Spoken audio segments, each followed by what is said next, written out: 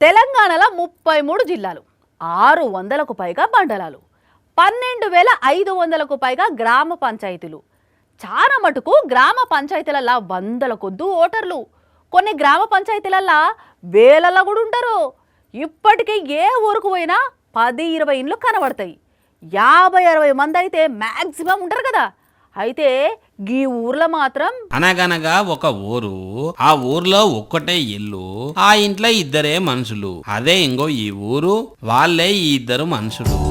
మంచిర్యాల జిల్లా లక్షట్పేట మండలం బాలరావుపేట పంచాయతీ కిందికి వస్తుంది ఈ తల్లి కొడుకు ఉండే జువ్వి కూడా ఊరు. ఎటు చూసినా పంట పొలాలే తప్ప ఇంకో ఇల్లు ఉండదు, మూడో మనిషి కనబడడు.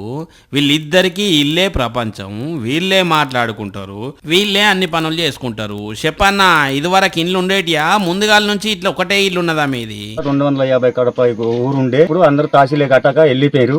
పొంగ మా తాత మిగిలిండు. తాత వెనక మా అయ్య ఉన్నాడు, అయ్య మేము మనమలలో ఉన్నాం. విన్నారు కదా, ఇదాట ముచ్చట. అందరు వెళ్ళిపోతే వీళ్ళ తాత ఒక్కడే ఉన్నాడట. ఇదే ఫ్యామిలీ ఇంకో ఇప్పుడు ఇట్లా ఇద్దరు అయ్యిండ్రు. చెప్పవ్వా, నీకు ఎంతమంది పిల్లలు?